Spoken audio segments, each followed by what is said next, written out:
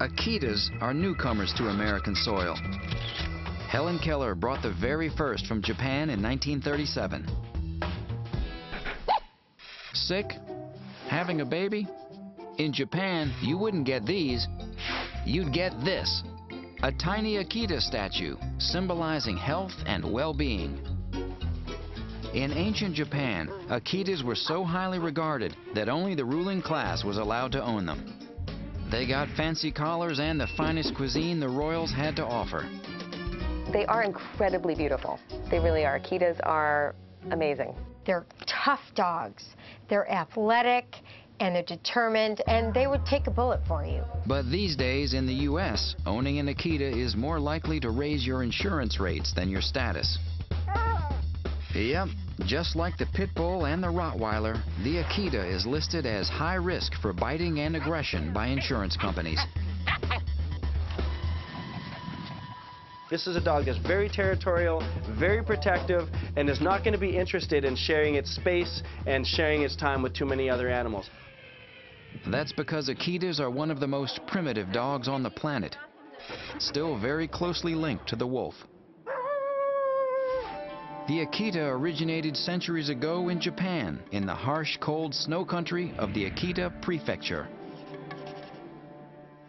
This is a dog built for rugged trekking in polar environments.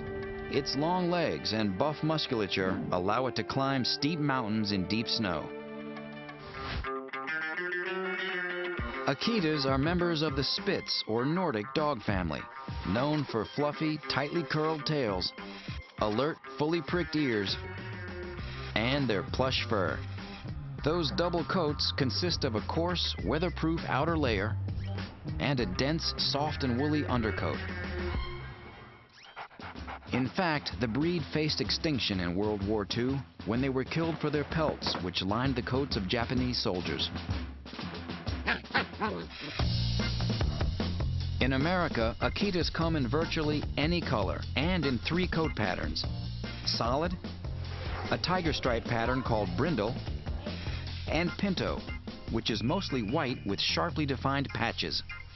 These are not small dogs. The Akitas are very, very strong dogs, but for the right person, it's an amazing dog. It's just a companion for life. The Akita's need for early training may be the most important consideration for anyone thinking of adopting this breed. These dogs are very big and strong and have the ability to hurt you, so you want to establish the relationship that you're going to have very early on with these guys so that once they do get to their full size, they understand to follow you and not try and lead. When it comes to their living space, unless you've put in the time and effort to socialize your Akita, they should not live in apartments or condos. Speak.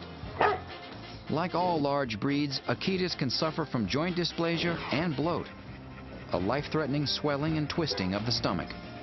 And grooming an Akita can be an issue for some folks. This is a dog with a lot of hair, and that hair gets everywhere. And think long and hard before you bring an Akita into your home.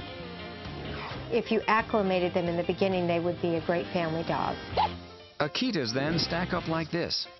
It's probably best not to have them in an apartment building. Too many people and animals. They get fair marks for health, suffer the usual large breed problems such as bloat and dysplasia.